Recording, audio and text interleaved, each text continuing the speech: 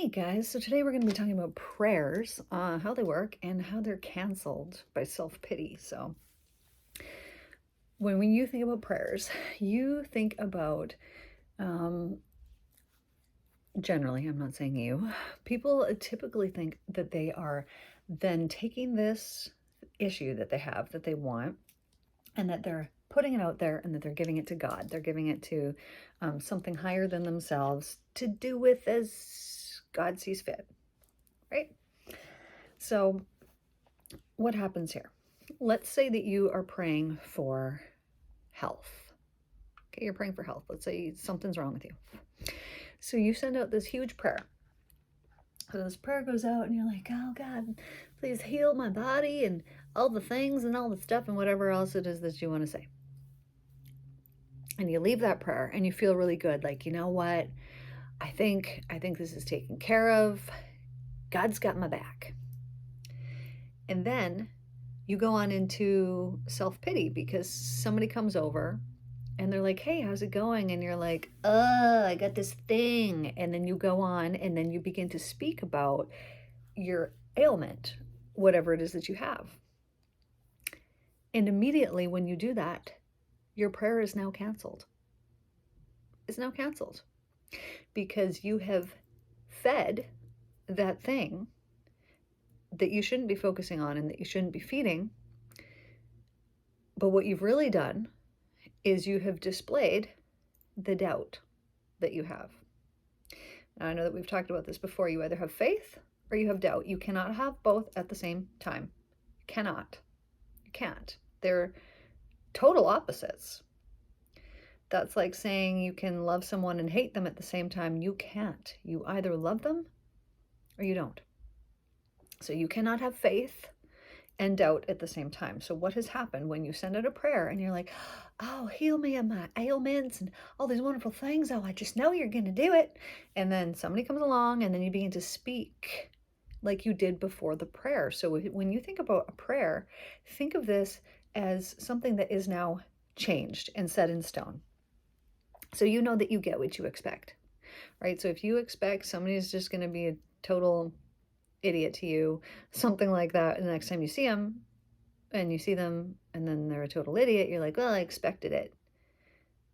And you might even blame the other person when really it was your expectations that created that for you.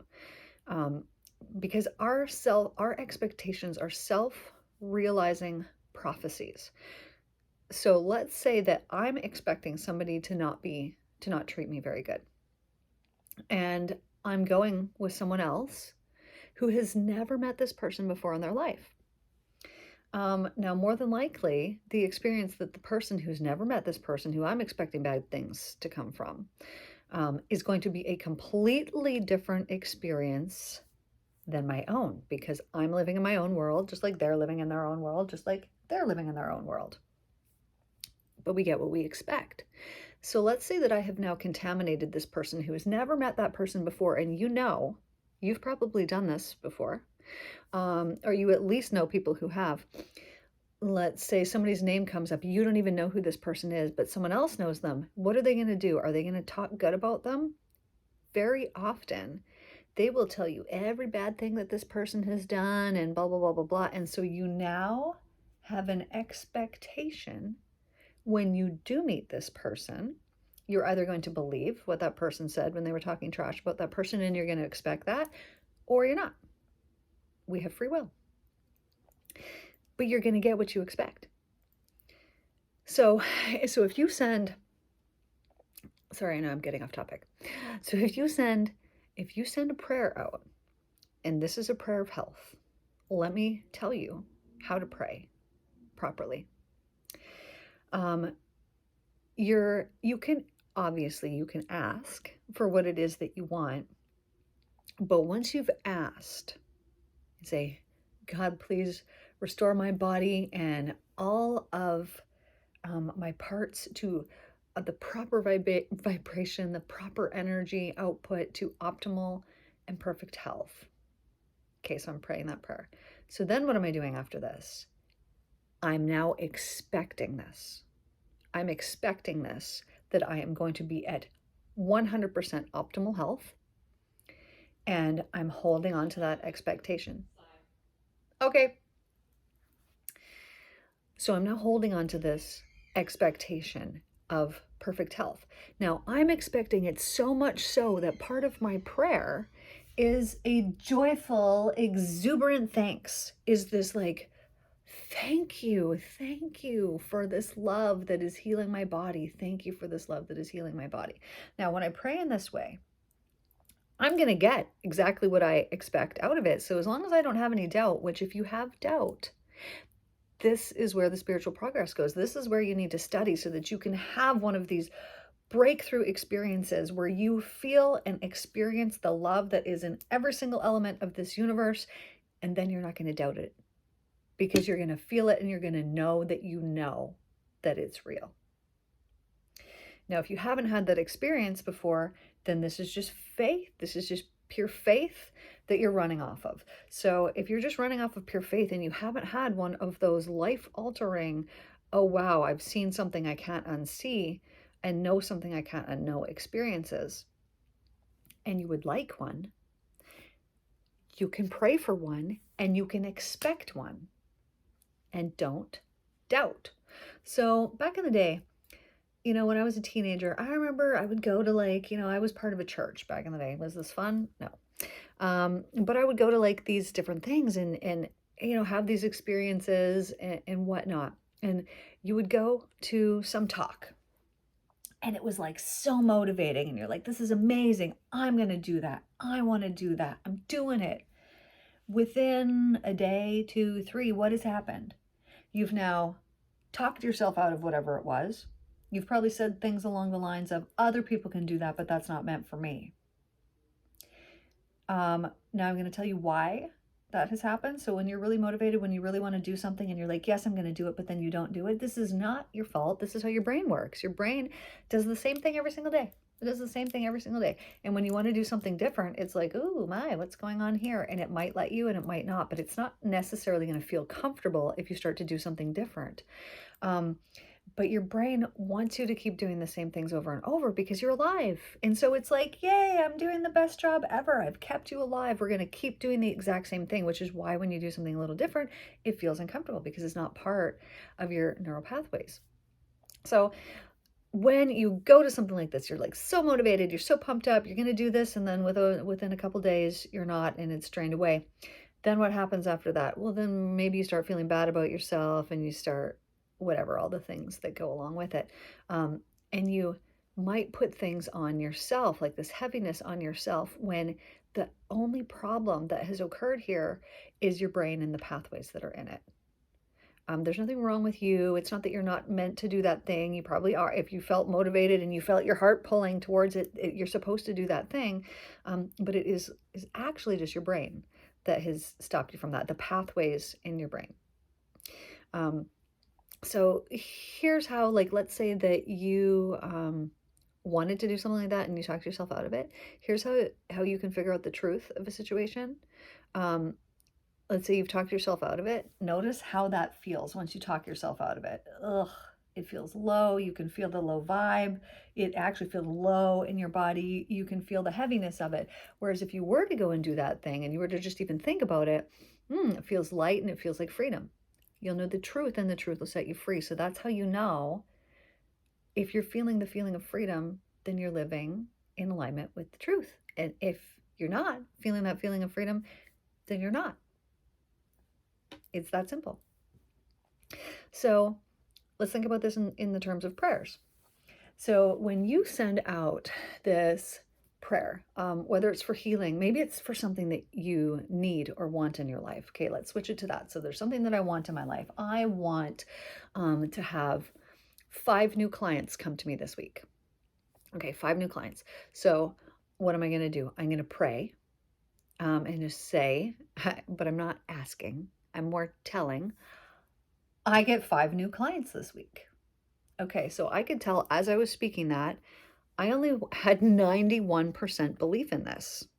This is just the number that came to me. 91% belief in this. So then there means that there's 9% of doubt. So I now do not have faith. So is that going to happen for me this week? It's not going to happen for me unless I deal with that 9%. So how am I going to deal with that 9%? So that doubt, doubt will be comprised of fear. That's it. It's just a feeling of fear. So it's a fear of, ooh, what if that doesn't really happen? Okay. So how do we deal with that? So in this instance, I'm just going to imagine it. I can see that that doubt is black, which black to me always represents darkness and fear. You know, the low vibe, but what we don't want. Okay, and so then I can just imagine that 9%. I'm just going to blow it out. Ready? Okay, so with it out of my body, and now it's over here, I'm going to get rid of it. Okay, and then I'm going to replace this. So I'm going to replace this with the feeling of faith. So this is just the divine love. So I'm going to imagine that beautiful divine love is this brilliant, beautiful white light. And I'm just going to replace that where that darkness was before. Okay, so now I'm much lighter, and I'm hearing that I'm at 99%. That's not good enough. You would think, but it's not. If you want something to happen right now, it has to be at 100%. So how am I going to make this 100%? I'm going to take that 1% that's left. Okay, so that 1% that's left is just this tiny little red. What is it telling me? It's doubting my abilities. Okay. Okay, well, I doubt your abilities to be right. Oh, it didn't like that. Okay. Is it okay if I put you over in the corner with that other black energy? And it's telling me yes. Okay. I'm at 100%. So this week I got 5 new clients that signed up, which is awesome. Okay, so now I have just shown you guys how I work through my things. So I'm telling you, you have to have 100% faith and you can't have doubt. So now if I was to go and I was to then start talking, in a negative manner about that thing that I wanted, I have now eradicated it. It is not going to happen. It will not happen for me if I was to do that. This is the same as your health. When you go and you pray a prayer and you say, God, please heal me of this ailment. And then Susie comes over and you're like, Susie, I got this sore arm and I just don't know. Well, you've eradicated that prayer. You might as well not have even said it. You just wasted your time and your energy because it is literally a waste of time and energy because you have now eradicated that prayer through self-pity. So when you pray a prayer, expect it.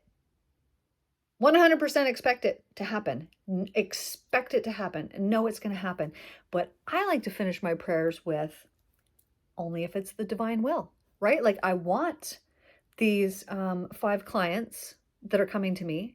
I want them to come to me here, but I only want that if that's the will of the divine, because if it's not, it's not going to benefit these people and it's not going to benefit me. So I only want it if it is beneficial in the universal realm.